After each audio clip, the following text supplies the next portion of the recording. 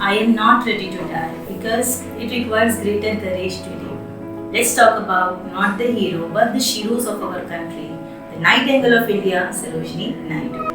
Myself, Shahna Rashid, I welcome you all to our Caliber family and I welcome you to our new episode of Biography. Today, I feel so humble and honored to talk about this very important lady of our nation, Sarojini Naidu. Friends, I come to you from many thousand miles away as the ambassador of a very ancient country to the youngest nation in the world. It may surprise you that a country which you are taught to regard as conservative should have chosen a woman to be its representative and ambassador. But if you read aright the whole history of Indian civilization, you will realize that woman has been the very pivot of its culture, of its inspiration, and of all the embassies of peace that have gone abroad for many centuries to the uttermost parts of the world. Friends of the New World, I arrived only last night past that Statue of Liberty that stands as a guardian of your freedom at the gateways of a new world. And with the best intention in the world to feel unfamiliar in this new country, my spirit feels that it has come home to a new version of old things.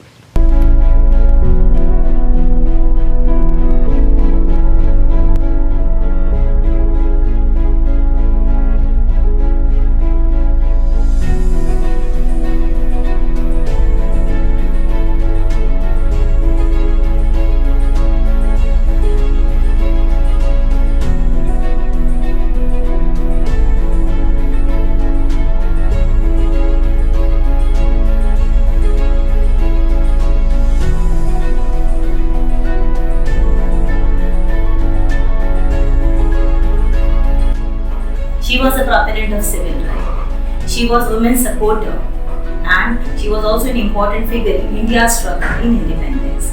She was also a great poetess. She earned the epithet of Nightingale or Kokila Bharat by Mahatma Gandhi because of her color, imagery and lyrical quality of her poetry. Yes, she was born in a well-educated Bengal Hindu family in 1879 in Hyderabad. Her father was a doctor who also founded Nizam's College of Hyderabad. Her mother, Sundari Devi, she was also a Bengali poet. Out of 8 siblings, she was the eldest one. And she was also very bright in her studies. Just at the age of 12, she completed her matric from the University of Madras. Her father inspired her to become a mathematician or scientist. But once she was solving the problem of algebra, but she couldn't find the solution. So she thought to take a break and then she started writing something. She wrote almost 1300 lines. When her father saw this, he was delighted. He thought she is more interested to become a poet rather mathematician or scientist. So her father encouraged her. And then with the help of her father, she wrote the play Mahir Munir in Persian language with the help of her father. Her father distributed the copies to her friend along with the Nizam of Hyderabad.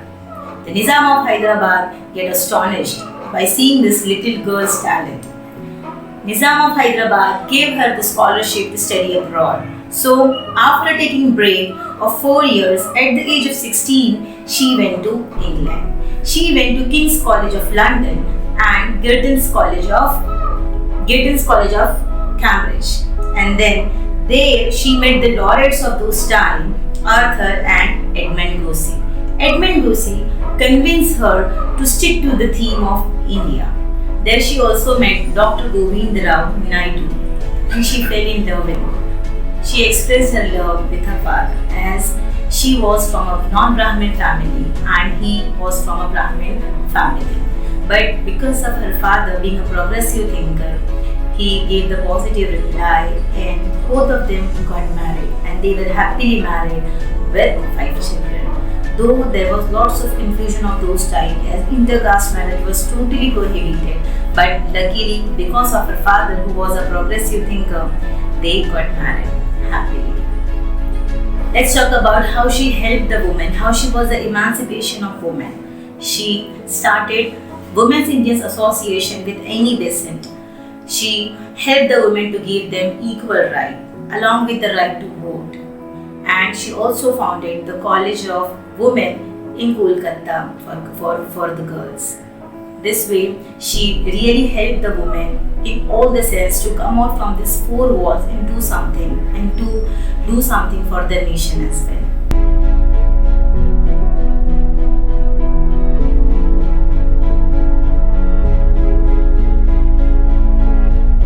Let's talk about her political career. In 1914, she met Mahatma Gandhi, and she also met Muhammad Ali Jinnah and many other great people. And she was totally inspired by Mahatma Gandhi. And then she was associated with him for long run. She used to call Mahatma Gandhi Mickey Mouse because of the humor nature of him. And then she supported in each and every moment of Gandhiji. She supported Rowlatt Act. She supported many other movements like Khilafat movement, non-cooperation movement. Further, she also participated in Salt Satyagraha, Quit India movement, civil disobedience movement. Along with this, she also went to jail with Mahatma Gandhi during these issues. And further, she participated in second round table conference.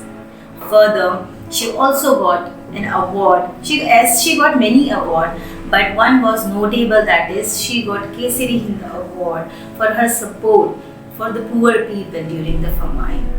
So this was her political career. And then very important part, being a woman, is she was the first president of Indian National Congress. She joined the Indian National Congress in 1925. So she became the first president of Indian National Congress, and she was also the governor. She was the only woman to be a governor of Uttar Pradesh of those times.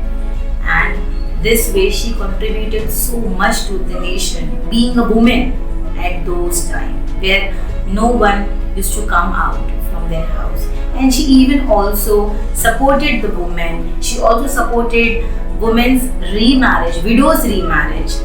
And this was another greater step for the support of women.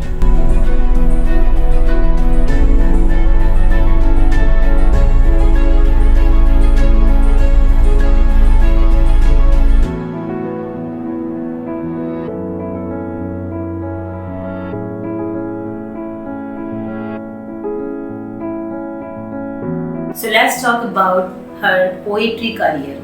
She was, as we know, a greatest poet. She wrote many poems. Just at the age of 13, she wrote the play Lady of the Lake of 1309. And further, in 1905, she wrote Golden Threshold. And then in 1912, The Bird of Time, dedicated to her parents. The famous play in 1917 was The Broken Wing, Song of Love, Death and Spring. In 1961, Song of India. In 1971, The Indian Weavers.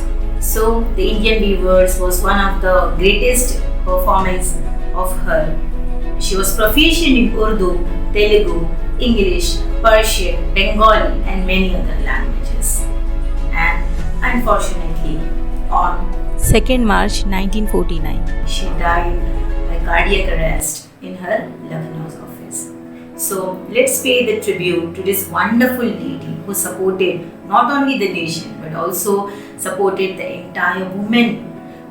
She gave us the power. As being a woman, she gave us the power to do something better for our nation as well as for ourselves, to get the dignity of being a woman. So I feel so honored to talk a few lines about her, and I would like to inculcate this quality of this great woman in ourselves. I would like to conclude this by few lines from Swami Vivekananda.